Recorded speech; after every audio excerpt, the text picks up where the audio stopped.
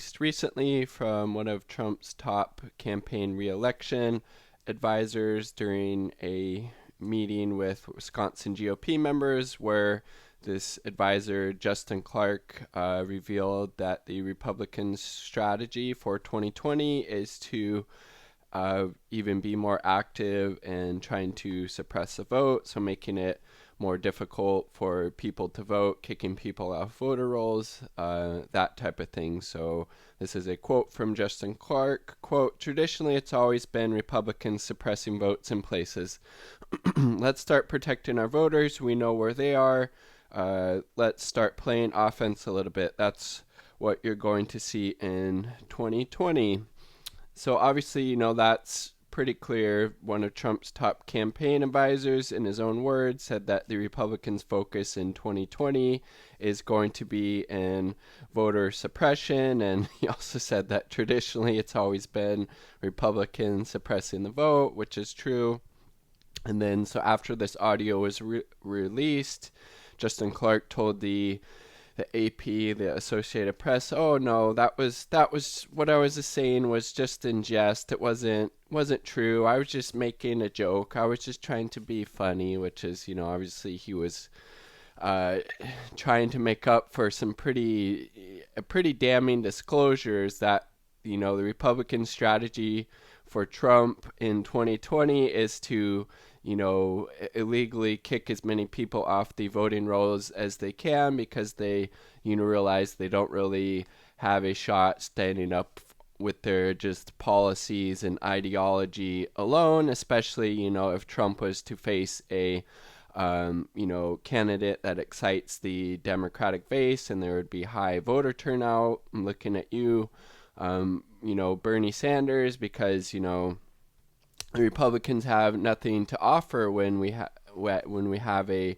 progressive candidate who really values and stands up for the working class in the United States, like Bernie Sanders, and who supports these progressive policies that would benefit the vast majority of people in this country, as opposed to, let's say, Trump's tax cuts, where the 83, I believe it was like over 80% of the benefits went to the top 1%. He also doesn't support free college or Medicare for all or living wage or a Green New Deal or legalizing marijuana or any number of these other things that a progressive candidate would support, that a majority of Americans also support. And then so somebody that's advocating for positions that are going to make people's lives substantively better in a number of ways, you're going to have high voter turnout for a candidate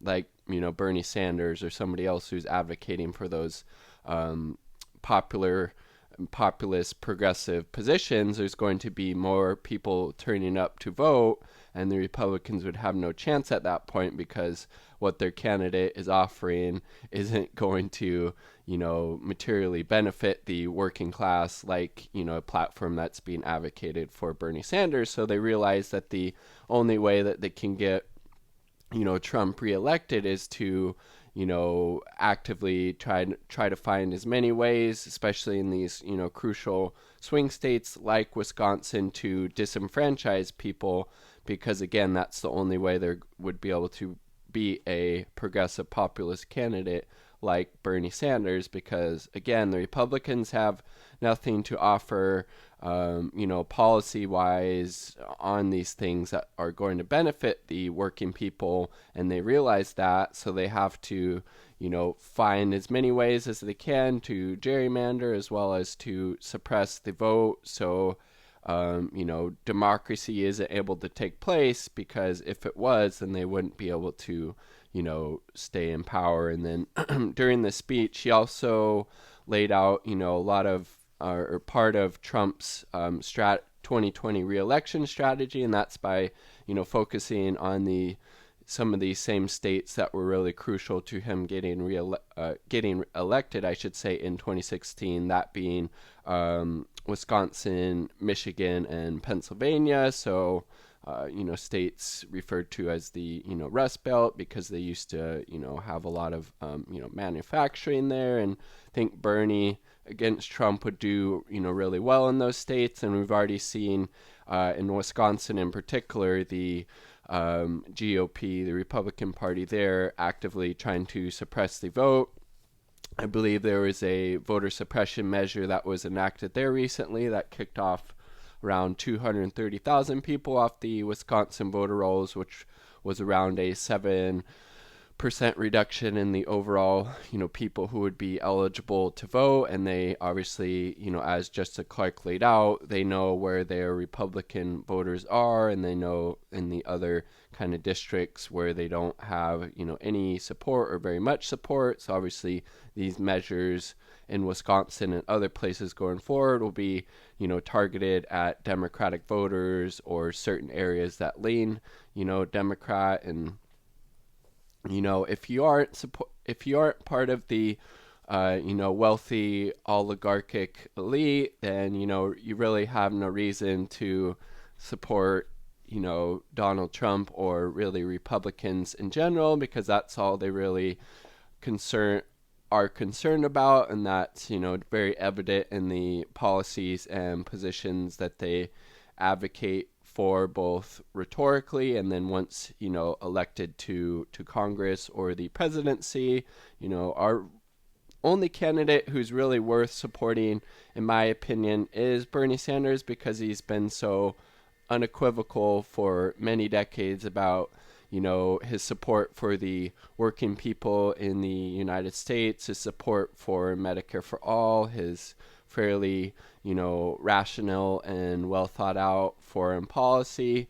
Bernie's the, only choice if you're concerned about people both here in the United States, our environment, as well as, both foreign policy. And, because foreign policy is super important, it's also an area where the president arguably has the most influence, in his foreign policy by far against any other Democratic candidate, as well as Trump's is the most rational and kind of humanitarian base. So Bernie all the way. Let's do everything we can to make sure he is our next president. And I would love to hear your thoughts about the, this story about, the GOP's continued attack on voting rights in the comment sections down below. Let me know what you're thinking about this, as well as please subscribe if you haven't already. Once I reach 50 subs, I will take a polar plunge, and it's currently winter here in the Pacific Northwest, so it would be quite chilly, and I would document it on the GoPro. Peace and much love.